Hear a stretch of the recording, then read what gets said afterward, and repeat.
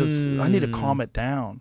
You know, I found my own like mitigation methods, which is strain. I have to exercise. I have to torture myself. I have to get in an ice bath for 20 minutes. I have to do fucked up shit to like force my mind to overcome. I have to overcome. But my overcoming is like real struggle. I don't need to be annoyed with people. That doesn't mean anything. I don't like that. I need like to be close to death. Either almost get strangled or almost get my fucking head kicked off or like that's my thing to find my peace. I have to put myself into horrific scenarios. Yes. Whether it's self-imposed or otherwise. Yes. And the self-imposed ones are my favorites because I can choose to do it when I don't have to. Because I don't have to do that. I can just fucking lay back and eat Cheetos for the rest of my life. Yeah. If I wanted to. If someone's punching you, you have to survive because they're going to knock your ass out. But if you're in a fucking ice bath, if you're running, or if you're doing one of these like cardio exercises, it's like, I'm deciding to tap out. Exactly. You decide if you're a bitch or not that day. Exactly. Yeah, there's a different type of euphoria that comes from that. Exactly. Like I was working out in Miami with this guy, Jordan, the muscle doc. He's fucking great. I love him. I saw your hands, bro. Looking pretty good. Oh, thanks, man. Bad. Thanks, man. Not bad. I used to do a little boxing back in the day. You know what I mean? I'm going to have to call out somebody. I'm calling out Ben Shapiro right now on this podcast. Wow. Does he get to keep the yarmulke on when he boxes? I'm going to pop it right off his fucking head. But if you're going to fight and you wear a yarmulke, do they let you keep it on? Rubber band under the chin. It's like a cartoon, dude. One uppercut that's just boop, boop.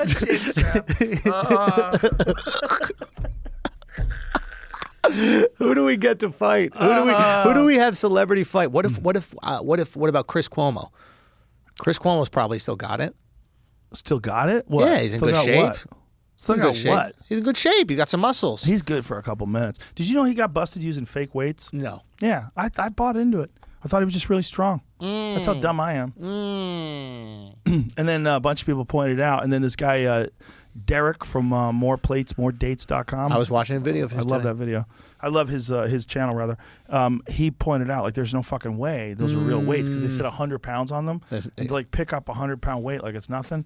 He was like, they're like 40-pound weights disguised as 100-pound weights. Yeah. Which is one of the dumbest things you can do, and try to pass off fake weights with all these internet sleuths. They think nothing but time. They think everything's fake. Yeah. So they examine everything. What is this? Fitness fighter Andrew Schultz and Mathis Riley from the Chula Vista Student Organization. What is this? Schultz serendipitously landed punches to Riley's head. I had a fight in college. I had one real fight. I mean, it was in a ring. There was some people there bringing the fight to a close.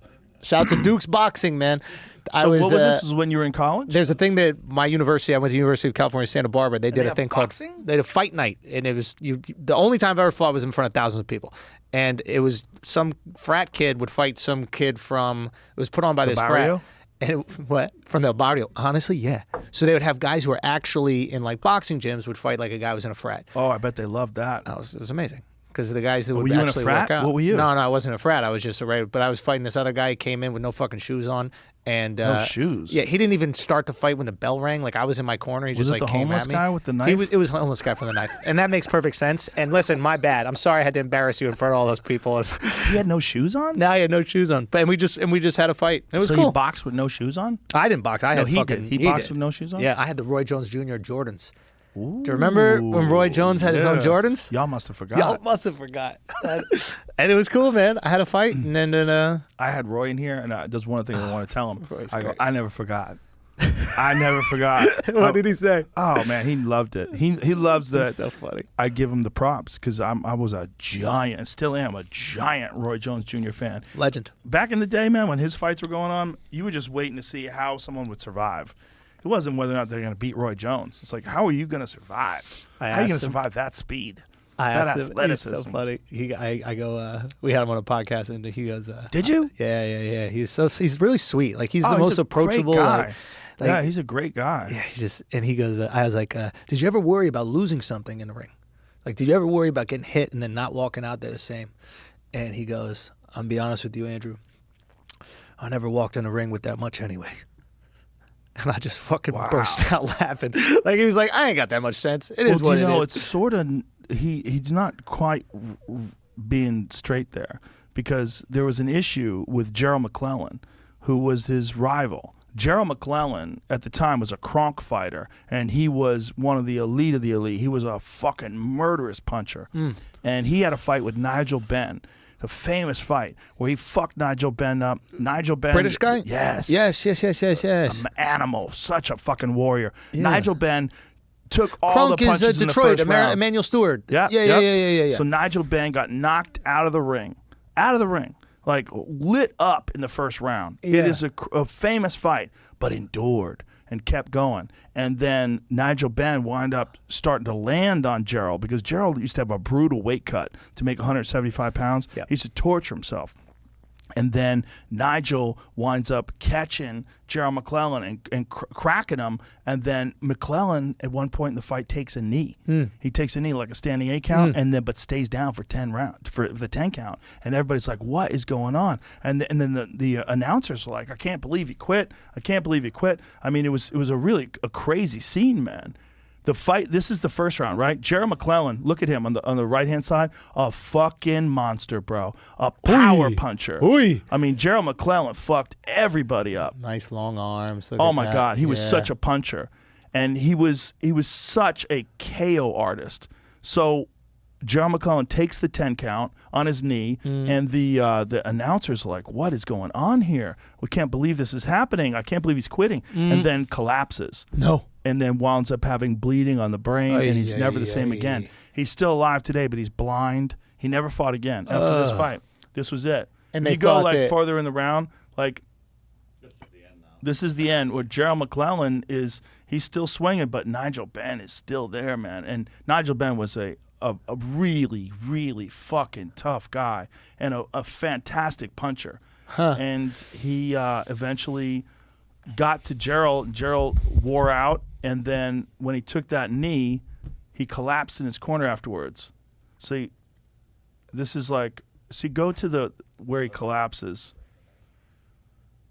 You see it here. Like, so look, he's not feeling like something's going on, and he had bleeding on his brain. And Nigel Benn is cracking him, teeing off on him. And you can see Gerald is like, he's trying to survive endure, but see right there. That's it. So he takes it. He takes a knee, and look at he's holding his head. Yeah. He's trying to deal. No. So he takes a 10 count. No.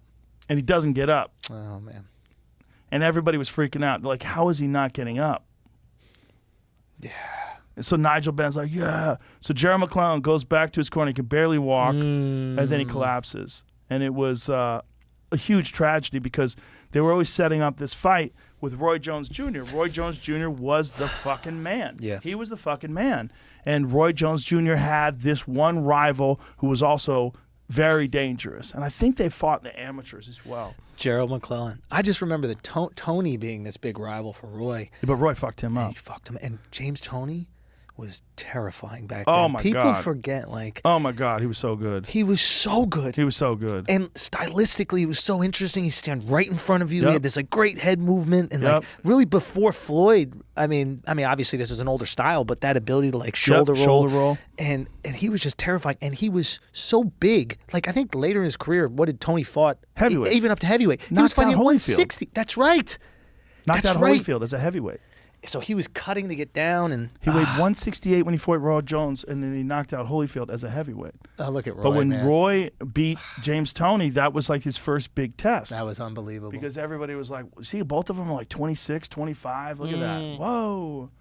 Amazing. Amazing fight.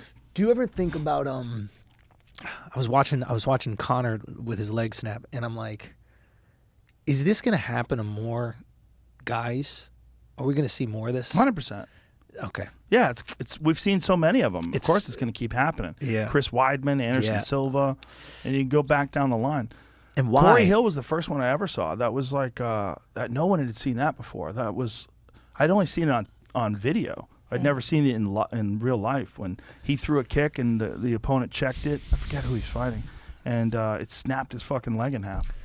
And the referee didn't realize it, and so he went down, and the referee hadn't noticed it, and the other guy was beating him up, and I got up and I was yelling. I took my headphones off and I was yelling, "Stop the fight! Stop the fight!" But it's like, I don't know if the ref could even hear me because it's a crowded arena, and now he's down. The other fighter's pounding on him, so it's like, see who was fighting him?